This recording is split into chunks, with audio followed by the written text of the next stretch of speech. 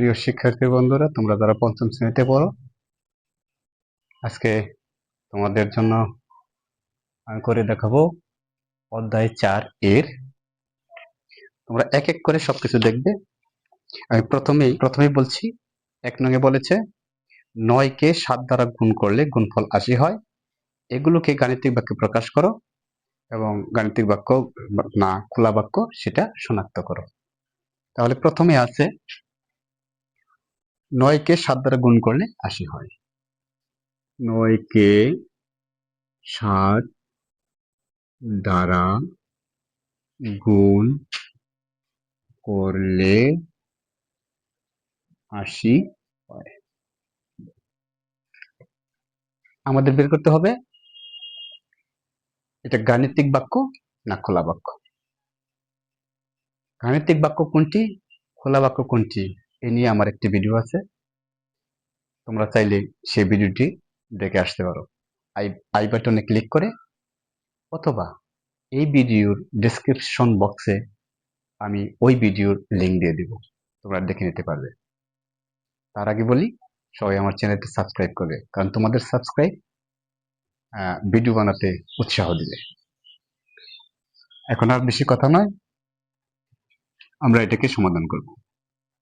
যেহেতু বলা আছে 9 কে 7 দ্বারা গুণ করলে 80 হয়, তাহলে এটাকে আমরা লিখতে পারি 9 গুণন 7 সমান 80। এটা নিঃসন্দেহে একটি গাণিতিক বাক্য। তার কারণ হলো, এই গাণিতিক বাক্যটা দেখো মিথ্যা। 7 নং 63 হওয়ার কথা, কিন্তু 80 হয়েছে। এখানে কোনো অক্ষর প্রতীক নেই। তোমরা মনে রাখবে, অক্ষর প্রতীক না থাকলে সেটা অবশ্যই গাণিতিক বাক্য হবে বা বন্ধ বাক্য। তাহলে এটা নিঃসন্দেহে গাণিতিক বাক্য। তাহলে আমরা লিখতে পারি এটি একটি মিথ্যা বাক্য, সুতরাং বা অতএব বাক্যটি একটি গাণিতিক বাক্য।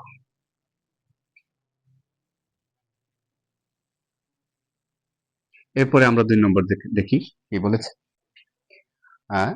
42 থেকে ক বিয়োগ করলে 35 হয়। 42 থেকে ক বিয়োগ করলে 35 হয়। তাহলে এটাকে আমরা লিখতে পারি 42 বিয়োগ ক সমান 35। আমি আগে বলেছি, অক্ষর প্রতীক থাকলে সেটা খোলা বাক্য হবে। তাহলে লিখতে পারি এটি একটি খোলা বাক্য। কারণটাও লিখে দিতে পারি, কারণ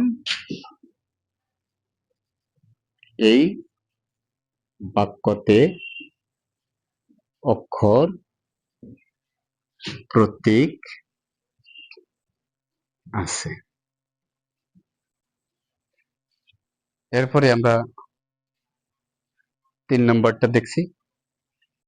3 নম্বরে কি লিখছি আমি বোঝাচ্ছি তোমাদের, মনোযোগ দিয়ে দেখলে অবশ্যই তোমরা এগুলো বুঝতে পারবে। 3 নম্বর বলা হয়েছে 120 কে 40 দ্বারা ভাগ করলে ভাগফল 3 হয়।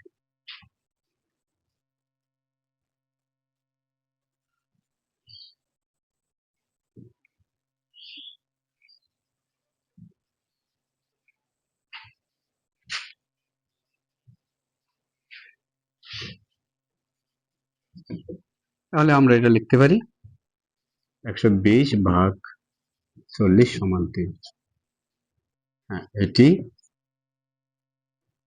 একটি সত্য বাক্য, সুতরাং বা অতএব এটি একটি গাণিতিক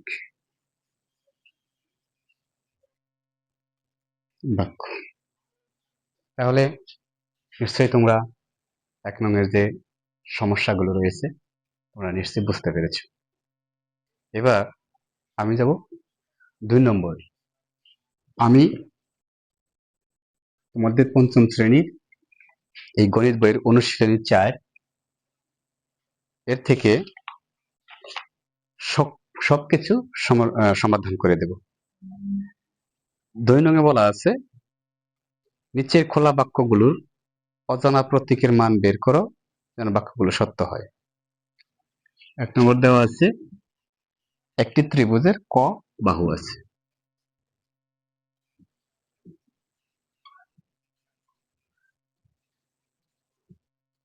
ক বাহু আছে।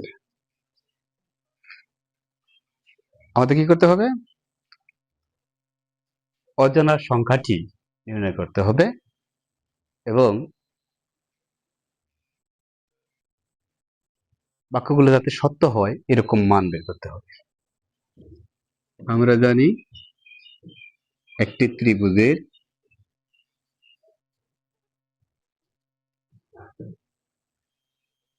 তিনটি বাহু থাকে।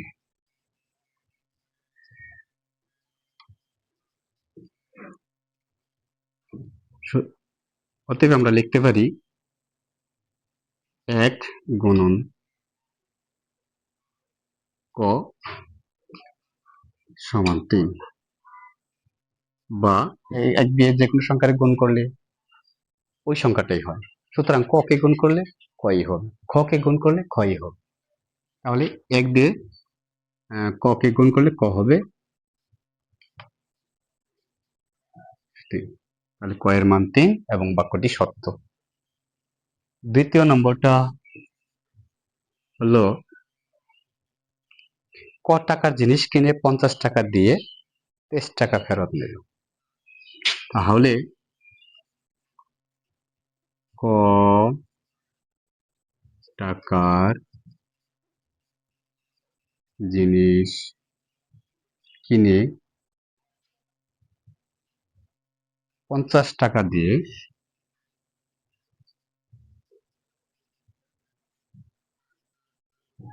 23 টাকা ফেরত নিল। তাহলে আমরা এটা বাক্যটা লিখতে পারি, 50 টাকা থেকে ক টাকার জিনিস কিনেছে, ফেরত নিয়েছে 23 টাকা। তাহলে আমরা এটাকে সমাধান করি, বা যে ক বা খ যে কোনো অক্ষর প্রতীকের মান বের করতে গেলে তাকে ঋণাত্মক বা তার আগে বিয়োগ রাখা যাবে না। সুতরাং যেহেতু ক এর আগে বিয়োগ আছে, তাহলে আমরা ক কে ওই পাশে নিয়ে যাব আর 23 কে এই পাশে নিয়ে আসবো। আর এই পাশ থেকে ও পাশে যখন কোনো সংখ্যা বা অক্ষর যে কোনো ধরনের প্রতীক এই পাশ থেকে ও পাশে নিলে আমাদের বিপরীত চিহ্ন হয়ে যাবে। অর্থাৎ তাহলে আমরা এই পাশে দেখাচ্ছি, আমরা লিখতে পারি 50, এই পাশে 23 আসছিল, এই পাশে 23 ছিল, এই পাশে আনলে বিয়োগ হয়ে যাবে, আর এই পাশে ক বিয়োগ ছিল, এই পাশে গিয়ে যোগ চিহ্ন হয়ে যাবে। যখন যোগ চিহ্ন হয়ে যাবে ওটা আর লিখতে হবে। তাহলে ক কে আমরা সম্পূর্ণরূপে যখন চেঞ্জ করব, তখন ক সমান 50 বিয়োগ 23 লিখতে পারি, সমান বিয়োগ করলে 27 হয়। অতএব ক এর মান 27। এভাবেই আমরা এটা সমাধান করতে পারি। অবশ্যই তোমরা এই অঙ্কগুলো বুঝতে পেরেছো। এরপরে যাব আমরা 3 নং।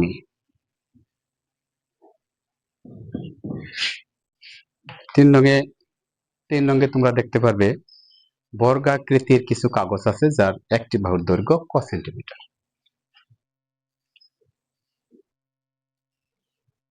বর্গাকৃতি কিছু কাগজ আছে যার এক বাহুর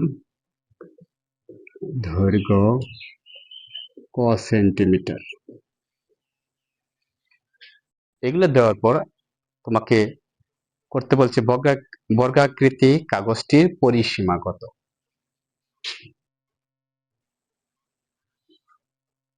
বর্গাকৃতি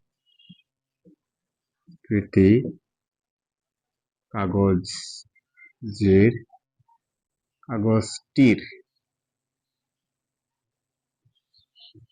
পরিসীমা কত?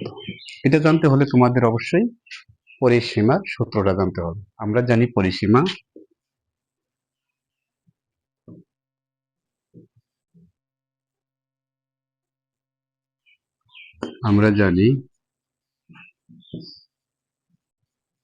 পরিসীমা সমান দৈর্ঘ্য যোগ প্রস্থ গুণন 2।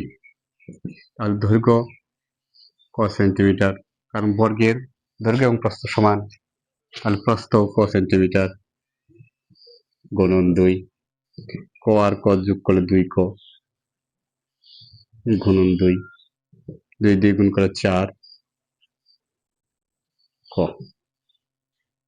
নিশ্চয়ই তোমরা বুঝতে পেরেছো। এটা তোমরা বীজগণিত সম্পর্কিত ধারণা থাকলে আরো সহজে বুঝতে পারতা। এরপর আসবে আমাদের খ নম্বর অঙ্কটি, তোমাদের দেখাচ্ছি, বা 2 নম্বর অঙ্কটি। এরকম 3টি বর্গাকৃতি কাগজের মোট ক্ষেত্রফল কত? এরকম 3টি কাগজের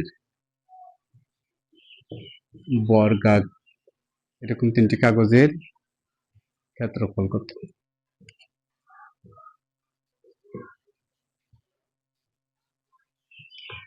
তাহলে আমাদের প্রথমেই একটি কাগজের ক্ষেত্রফল বের করতে হবে। তাহলে বর্গের ক্ষেত্রফল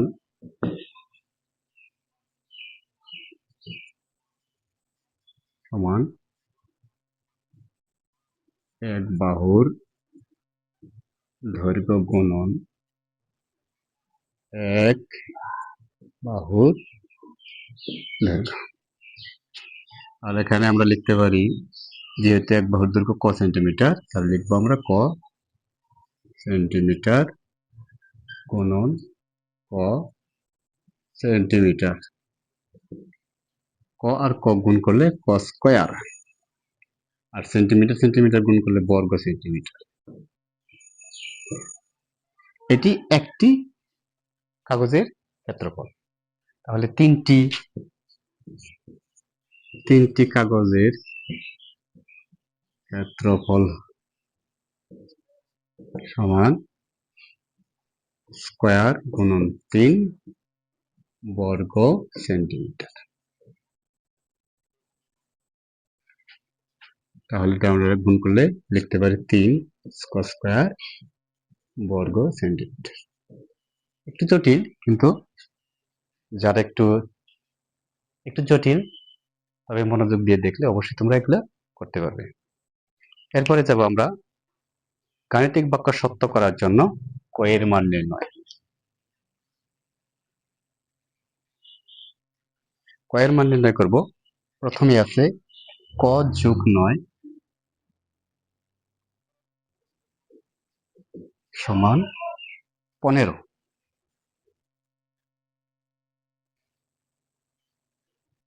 বা দেই, আমরা ক এর মান যেহেতু বের করবো, ওটা বাম পাশে রাখবো সব সময়, বাকিগুলো ডান পাশে নিয়ে যাবো। তাহলে ক যদি রাখি, 9 এই পাশে নিয়ে আসবো, আগে 15 লিখবো, এখানে যোগ ছিল এখানে বিয়োগ হয়ে যাবে। আমি আগেও বলেছি সমান চিহ্নের ডানের সংখ্যা বামের সংখ্যা এক পাশ থেকে আরেক পাশে গেলে তাদের বিপরীত চিহ্ন হবে, বিয়োগ করলে হয় 6।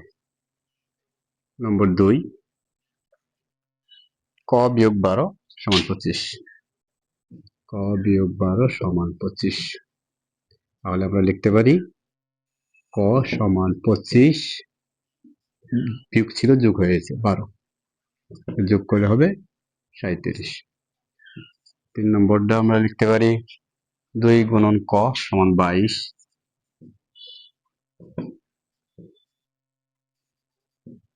ক সমান, এখানে গুণ চিহ্ন আছে যেহেতু ভাগ হয়ে যাবে, অতএব ক সমান 11। 4 নম্বরটা লিখতে পারি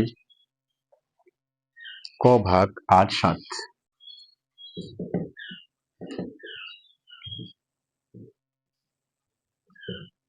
8কে ওই পাশে নিয়ে যাব, ভাগ ছিল গুণ হয়ে যাবে, অতএব ক সমান 7 8 56। 5 নম্বরটি একটু জটিল, 6 নম্বরটা একটু জটিল, মনোযোগ দিয়ে দেখলে অবশ্যই পারবে।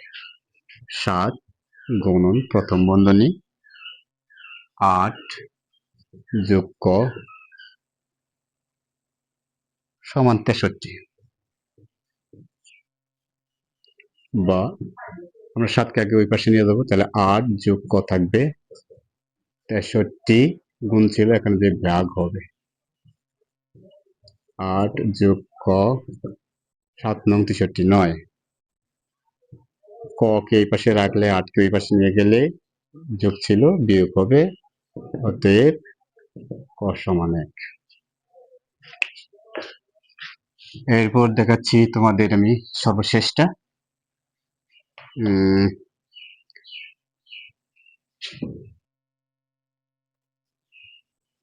ক বিয়োগ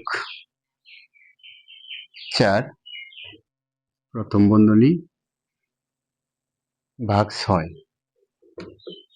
সমান 6, বা ক বিয়োগ 4 6 এই 6 এই পাশে নিয়ে আসলে ভাগ ছিল গুণ হয়ে যাবে,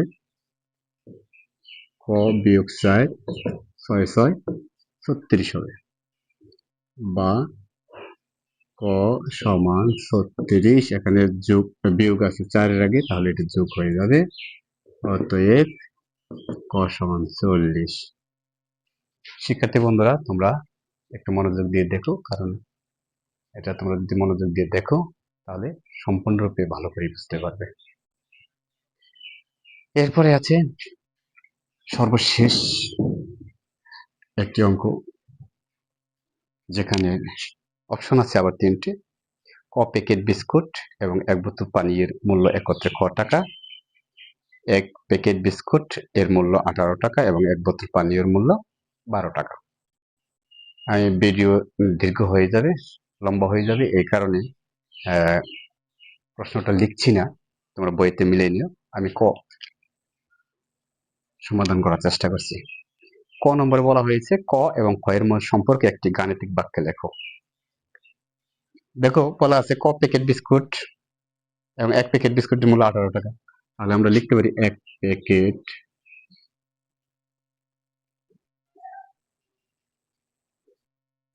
বিস্কুটের মূল্য 18 টাকা, অতএব ক প্যাকেট বিস্কুটের মূল্য 18 গুণন ক, 18 ক টাকা। অতএব গাণিতিক বাক্য হবে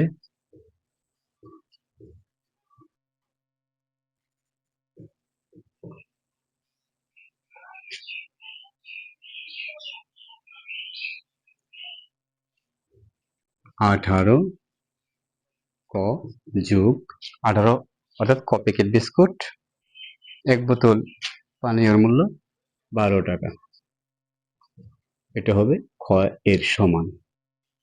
অর্থাৎ ক প্যাকেট বিস্কুট এবং 1 বোতল পানীয়ের মূল্য মিলে হয় খ টাকা। ক প্যাকেট বিস্কুট এবং 1 বোতল পানি এর মূল্য খ টাকার সমান হয়। সুতরাং ক প্যাকেট বিস্কুটের দাম এত টাকা এবং 1 বোতল পানির মূল্য 12 টাকা, তাই এই দুটো যোগ করলে খ এর সমান হয়। এটি আমাদের গাণিতিক বাক্য। এরপরে যাই আমরা 2 নম্বর। খ এর মান নির্ণয় করো যখন ক সমান 10। ক সমান 10 হলে আমরা এই গাণিতিক বাক্য থেকে খ এর মান নির্ণয় করব। তাহলে 18 ক যোগ 12 সমান খ, বা 18 গুণ সম্পর্কে যেহেতু ক এর মান হচ্ছে 10, তাহলে আমরা এখানে 10 দেব যোগ 12 সমান খ, বা 180 গুণ করলে যোগ হলো 12 সমান খ, বা 192 সমান খ। তাহলে খ এর মান 192। আমি এরপর 3 নম্বরটা দেখাচ্ছি, অবশ্যই তোমরা এটা বুঝেছো। 3 নম্বরটার মধ্যে যাই। কয়ের মান নির্ণয় করা যখন ক্ষয় একটু বেশি। ক এর মান নির্ণয় করো যখন খ সমান 120। তাহলে আমরা লিখতে পারি 18 ক যোগ 12 সমান খ। এটি তো আমাদের গাণিতিক বাক্য। তাহলে বা 18 গুণন ক, ওটা গুণ দিতেও পারি, গুণ না দিলেও হবে। আমরা যদি 18 ক লিখি তাও হবে, যোগ 12, ওটা ক্ষয়ের মান বসাবো 120, বা 18 ক 120, এখানে যোগ ছিল এই পাশে আসে বিয়োগ হয়ে যাবে, বা 18 ক সমান 108, অতএব ক সমান 108 কে 18 দিয়ে ভাগ করব। আমরা ভাগ করতে পারি, উপরে নিচে লিখে কাটাকাটি করতে পারি। ভাগ করলে যে রেজাল্টটা আসে ওটা আমরা লিখে দেব। 18, 6 8 48, হ্যাঁ 6 বার 12। এইভাবেই তোমরা একবার না হয় কয়েকবার ভিডিওটা দেখবে, তাহলে তোমাদের এগুলো সমাধান করতে পারবে। আজকে এই পর্যন্তই, ভালো থেকো।